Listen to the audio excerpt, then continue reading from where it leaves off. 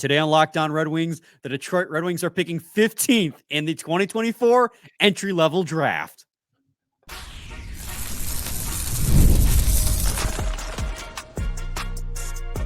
You're Locked On Red Wings, your daily podcast on the Detroit Red Wings. Part of the Locked On Podcast Network, your team every day. If it's not something, it's another thing when it comes to me trying to do cold opens. Took 3 tries, and on the 4th try, new ad blocker was like, hey, guess what? Update, new tab, without you asking, throw me off. Welcome back to the Locked On Red Wings podcast. We are your hosts, Brian Fisher and Scotty Bentley. I am formerly of 97 The Ticket, used to be a producer there. Well, Scotty is the host over at Locked On Tigers, as well as a freelance journalist for the Detroit News. And on today's episode, guys, going to be pretty straightforward. Just reacting to the draft lottery. Red Wings picking exactly where they were expected to pick. I didn't expect to move up. You should, if you're a Red Wings fan, you should never expect to move up. As well as just talking about Nate Danielson, who's tearing it up in the Western Hockey League playoffs, and then just doing a little, at the very end, addendum on the World Championships, which is still in pre-tournament play, but Team USA did play, and Trey Augustine got a chance between the pipes and the shootout. So we'll just talk a little bit about that at the end. But first, got to tell you guys, today's episode is brought to you by Game Time. Download the Game Time app, create an account, and use code LOCKEDONNHL for $20 off your first purchase. Terms apply. Scotty, happy Wednesday. Happy Tigers winning Wednesday, as well as they won on Tuesday, scoring a crap ton of runs when they couldn't do that for the past 4 games. It's either all or nothing with that team. Amazing. It's mostly nothing, yeah. But the Ryan Vilade story is cool. It comes up, and 3 years in between major league appearances, gets his first major league hit, gets a couple of RBIs, few RBIs, couple of hits. Had an awesome interview with his mom and with him after the game. Yeah, really, really cool evening and a win. So we'll take it. And Andy Ibanez 4 for 4. But you can hear all about that on Barry Bonds. So yeah, Andy Ibanez, as they said on Twitter. You can hear that over at Locked On Tigers. Go listen to that as soon as you get done with this. Over here, we're going to be reacting to the fact that the Red Wings are picking 15th. Scotty, watching the draft lottery, I want to know, when you saw the card flip over and the Red Wings were at 15, what was your first reaction? Yeah. Right. I was pretty confident it was going to be 15, and I saw it was 15 and went, okay. I had zero emotion. I was not upset. I was not like, darn, they're screwing us again. Like I felt literally nothing. I was watching the lottery to see who was going to get number 1, not to see where the Red Wings ended up. We were always going to just stay at 15. Right. And because of the rule change a few years ago after the Red Wings got screwed in the 2020 draft lottery, the Red Wings didn't have a chance at first overall. The current draft rule states you can only jump up to 10 spots from your current spot if you were to win the draft lottery. So if the Red Wings at 15th were to win the lottery, they could only jump as high as 5th. So really, I was watching to see if we would move up at all, but I knew odds were not in our favor as the Red Wings did what we wanted them to do, which was finish. Well, we wanted them to make the playoffs, but the lower of the 2 options we wanted was just barely missed. We wanted to see that rebuild step forward, and they did that. And the consequence of that, of course, is you don't get great odds in the lottery. And so they had a 0.5% of jumping, and they didn't. They stayed pat at 15, and I'm perfectly okay with that. Really, I mean, our mindset the last few years has been just don't fall, because they had fallen so much up until the rule change that it just become the norm. So in recent seasons, it hasn't even been about trying to jump and get that number 1 overall pick. It's about just staying pat. And thankfully, they only had 1 spot they could drop if they did, because they were 15th, and the lottery only goes 16 teams deep, the 16 that missed the playoffs. And at 15th overall, man, you know, I don't want you guys to lose interest in that, because there's a lot of really good players that are still available in the top 15, in the top lottery between 10 and 20. Yeah. Right. And for instance, you know, and people have been bringing it up on social media, who is the most notable player in Red Wings history to have been taken at 15th overall? Dylan Larkin. Dylan Larkin. I thought for sure you're going to be, you thought about it. You thought about saying the other name, which is notable, but not Dylan Larkin. I saw it. Cossa, it's not like I'm saying, you know, something bad. It's just, no, you're not. Right. It's not the captain. Yes. 2015, Dylan Larkin was drafted 15th overall, and we all know how that ended up. He became the captain of the Detroit Red Wings. He's been very good, point per game player, straight seasons with 30+ goals. So you can get somebody of quality in the teens. In recent history, the Red Wings have had 2 first-round picks in the first round multiple times. Obviously, Scotty said it there. Sebastian Cossa was also taken 15th overall in 2021 after they took Simon Edmondson earlier in the top 10. That was And a then trade up on draft night trade up. just like last year as well, where they drafted ASP at 17th overall. They had the first round pick going into the draft when they traded Philip Pronik. They got what I believe was originally the New York Islanders first round pick that the Islanders had required from Bo Horvat trade. So and we all know how good ASP has been this year in Sweden. So just because they're drafting 15th overall doesn't mean that there's not going to be quality players there. And if you look ahead at the players that are going to be available, and don't worry, we will do prospect profiles here probably starting soon as the offseason really gets into full swing. It's a really forward heavy draft between 10 and 20, Scotty.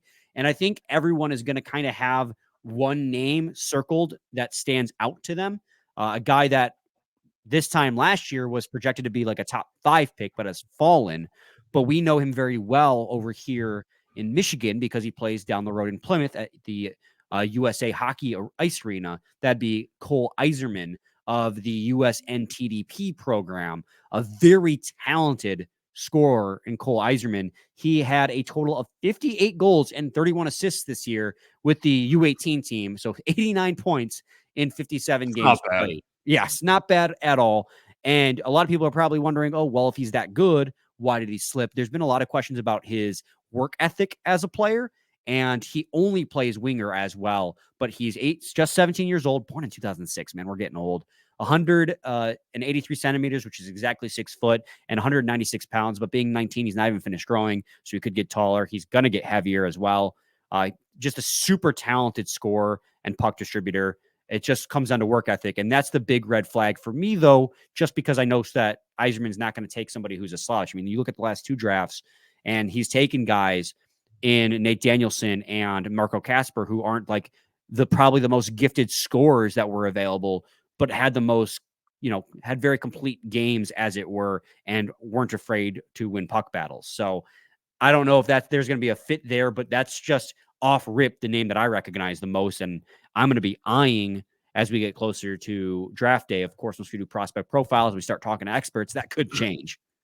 Yeah, yes, I think we are going to have a plethora of prospect experts and whatnot on, just like we do every year over the next several weeks leading up to the draft. So we'll have plenty of time to break down and kind of eye who we like and who, again, like these experts like as well. I think I'm not really worried about the front office taking someone that isn't, like going to work hard, quote unquote, right? Mm. Like I trust the front office to make that decision. I think they've earned that trust over the last several years in that department. But this is still really exciting. And I think the biggest question that people ask, and we kind of talked about it a little bit off air before, is, is there a specific like positional group that they're targeting or whatnot? And you mentioned,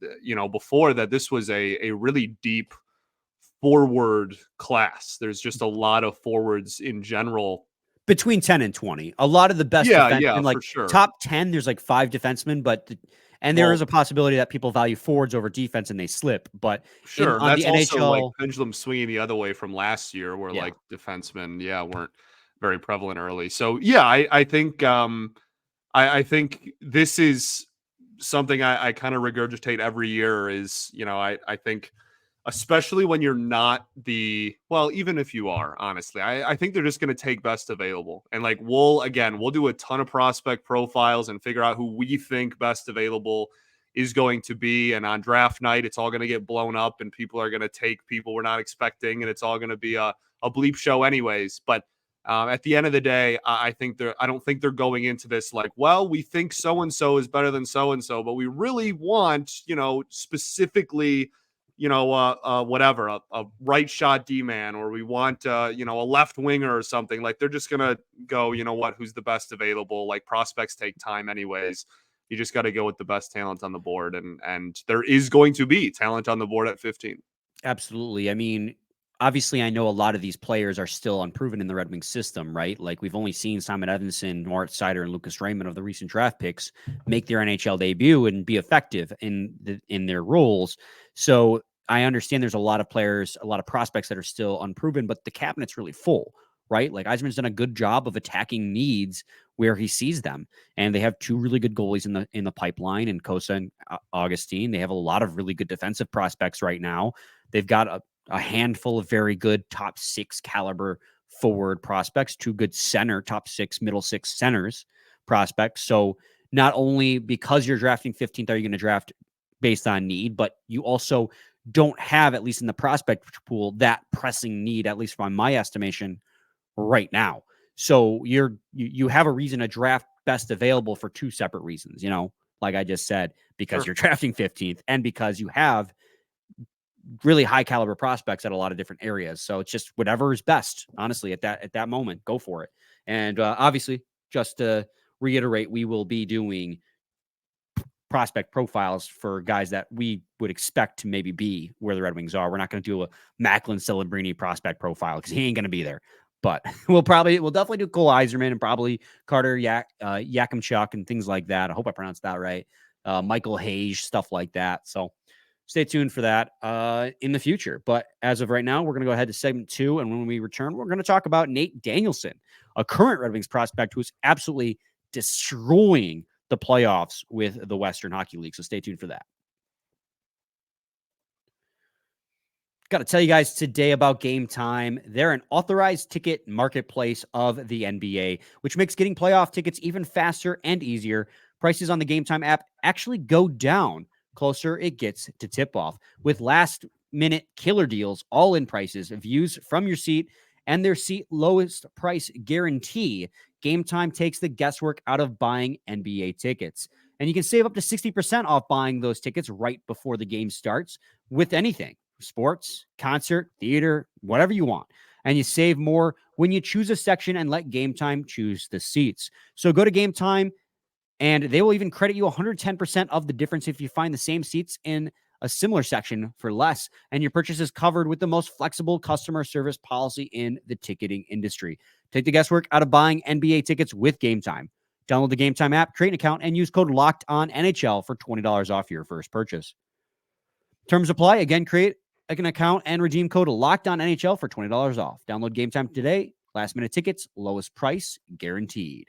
Also, I need to tell you guys about Indeed. There is no I in team, but there's also one in Indeed, and that's the hiring platform you need to build yours. When you're hiring, you need Indeed.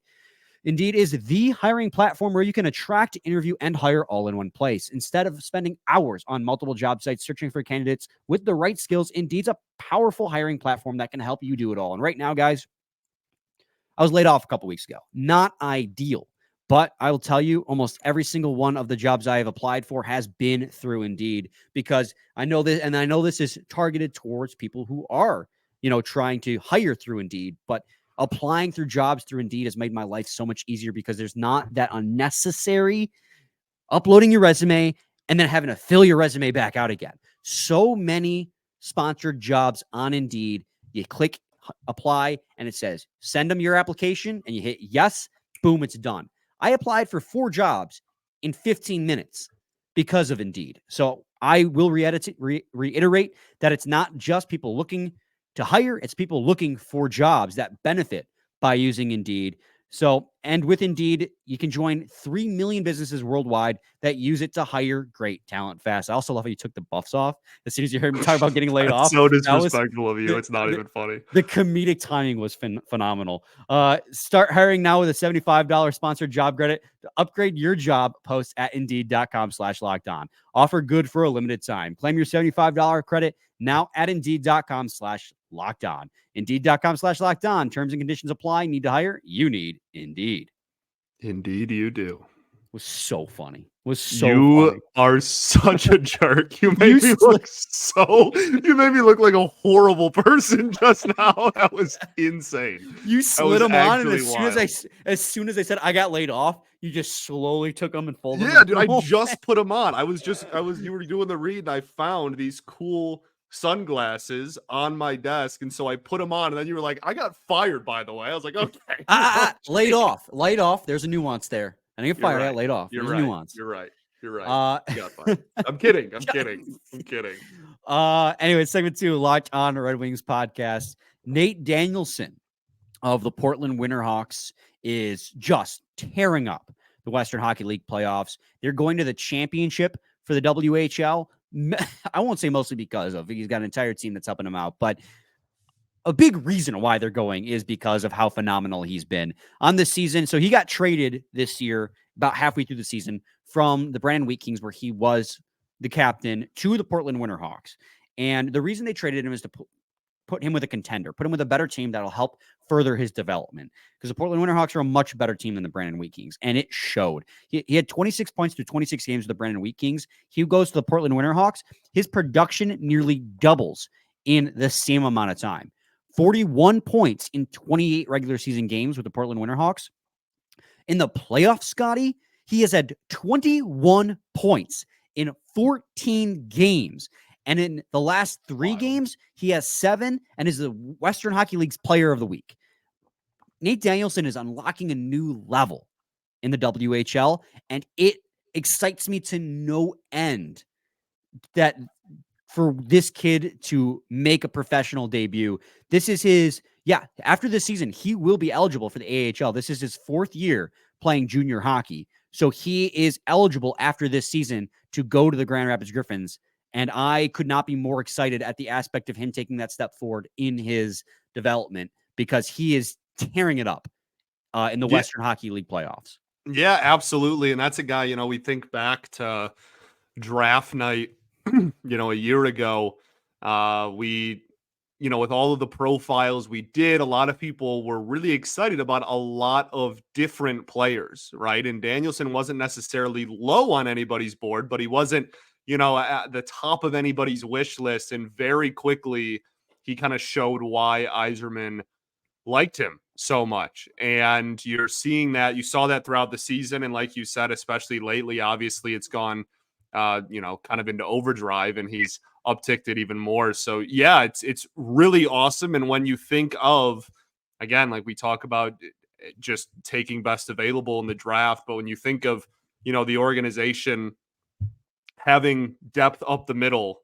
would be just so wonderful. And you're seeing, obviously Marco Kasper, that conversation is getting hotter and hotter, and you kind of go down the list. And the fact that there is, like you said earlier, that cupboard appears to be getting more and more full is really nice to see. And this is just another example of it. So yeah, absolutely fantastic news. And I love our prospects playing in as big of games as possible. Just keep playing in as big of games as you can at the level you're at. And I'm a fan. Yeah. So I don't know exactly. I have to explore. I mean, we're obviously watching the Grand Rapids Griffins playoffs because of the fact that they're the easiest to watch and they're the closest to the NHL level. But I know the Toledo Walleye are in the playoffs, and with Nate Danielson making the impact that he is making, I'm going to have to explore how to watch some of his games. And there's a couple really fantastic pages that have been showing the highlights as well. Ice Hockey Gifts is very famous for doing a good job of documenting, especially the Swedish prospects. Must follow, let me tell you. Another one, Red Wings Prospects on X, Twitter, has been doing a great job of tweeting. Must follow. Yes. Tweeting Portland Winterhawk, Nate Danielson highlights, as well as the Exhibition Worlds, which we'll talk about in segment 3. But watching Nate Danielson on these highlights tear it up. I mean, a center, a right-handed center, and he and Marco Kasper both were guys that we were kind of surprised when they drafted them where they did. Like, they were on our radar, right? We had done prospect profiles for both of those guys, but we thought they were a little bit deeper in the draft than where the Red Wings had them. And we thought last year, especially, was that player who got picked up by the freaking Blackhawks that we really wanted, whose name is absolutely escaping me right now. I But mean, we talked a lot about Oliver Moore. yeah, I think that might be who I'm thinking about. Oliver Moore, who Really we really wanted. fast, shorter guy. That Yep, was yep, that's yeah, exactly. yeah. Yep, Oliver Moore, and he got picked up by the Blackhawks. The name was escaping me. Thank you, Scotty. We really wanted him, and he was taken by the Blackhawks later in the round. But the Red Wings took Danielson instead, an older player in the draft. But they liked Danielson. They liked what they saw from him. They thought he was a more complete player at that time, which probably is. So, not much else to say than he's been great, and I'm excited to see more. Absolutely. And again, well-rounded players is really what the front office's mantra has kind of been ever since Yzerman took over, and I don't expect that to change. Absolutely. We're going to take another quick break. When we return, we're going to update you guys on Worlds. Not much to discuss there, just a little preliminary game, exhibition game update for Team USA because both Lion and Augustine got in some action. And then I want to wrap back around to the draft lottery and just talk about the NHL, how it went just straight up, So we'll get to that in segment 3 of Lockdown Red Wings. All right, game off. In Monopoly Go, you can team up with friends for timed tournaments where you can work together to build up each other's boards. The more you win together, the more awesome prizes you unlock. And there's so much to get. Unique prizing and unique stickers that you can trade with friends to complete albums for big prizes, cool new playing pieces to travel the boards with, hilarious emojis for taunting friends when you smash their buildings or heist their vaults. Plus, Monopoly Go feels new and exciting every day with constantly changing tournaments and challenges. A ton include their own unique minigames like digging for treasure or a robot pachinko machine. And there's always new timed events that help you win, like massive multipliers for everything you win or rent frenzies. There's always something fun to discover in Monopoly Go, so get off the bench and go download it now free on the Google Play or the App Store. Game on. Segment 3, Lockdown Red Wings podcast. The Team USA at Worlds, which has Jeff Petrie, Alex Lyon, Trey Augustine, Alex Westland, and Derek Lalone on the roster and behind the bench, played Slovakia in an exhibition game prior to the actual tournament starting, which starts in a few days. Normally, we wouldn't talk about this, but I mostly wanted to make it of note because of the fact that Trey Augustine got time between the pipes on the shootout, and he went 5 for 5, including stopping the shot from Juraj Slafkovsky, which is great to see. And we talked a little bit yesterday, I think it was yesterday or the day before, about how Augustine being on the same roster with Alex Lyon could provide Augustine with a great opportunity to learn, and I'm sure he's looking forward to that, to be with an NHL goaltender and a journeyman at that. And to see Augustine go out there immediately, and yes, it's a preliminary game, and Slovakia is not the best roster. It's not like Team Canada, but they have some heavy hitters on them. Precisely, again, Juraj Slafkovsky. See him go 5 for 5 and look confident between the pipes and not get fooled was nice to see. I'm not going to read too much into it. It'd be foolish too, but it was nice to see. Yeah, absolutely. I just think it was really cool just to see them. They went out and hugged after the game, right? They him and Lyon, Augustine and Lyon. So yeah, I just thought it was cool to see them both out there. Performance was fine, obviously, but I think the coolest thing was just the picture of the two of them out chopping it up on the ice after the game. I just think it's cool that both goalies are Red Wings. Also, addendum, Augustine did get some time on in the game as well. They split it. Yeah, he went 4 for 4 in that game. So he stopped every shot he faced in the end of the game, and as well in the shootout, he went 5 for 5. And then Alex Lyon himself went 17 for 19. But yeah, I mean, that's really it as far as the World's update goes. Just Trey Augustine got some ice time, and yeah, there you go. There you go. And wrapping back around to the Tankathon draft order. So it was chalk. It went exactly as predicted, which is exactly how it should go because the lottery is stupid. I hate the lottery.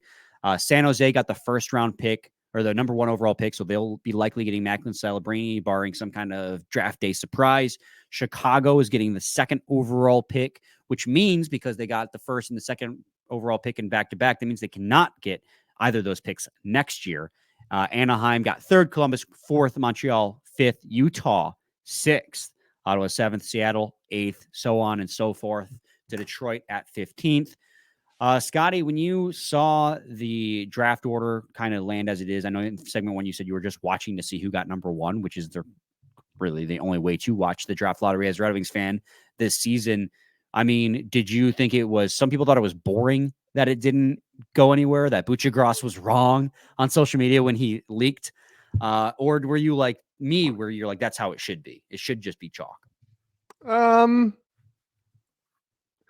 don't know if it I don't know if it should be, but it always seems like it is. Sans the top 3, maybe kind of switch up every year. Like we had the Blackhawks thing last year and whatnot. But for the most part, like I mean, what picks 4 through the end, 5 through the end are pretty chalk, like consistently in hockey. At least the last few years, especially, it's been super chalky, kind of in the later parts. So, yeah, I don't know. I feel like you need a balance there. The whole point of a lottery is to prevent tanking. So, like, if you want it to be a true, like, That's hey, why we want to disincentivize this, then you probably need a little bit more of a shakeup. But I don't know. I don't expect it to be like for the rest of time. It's just going to be chalk every year either. Like I think just sometimes this just happens. I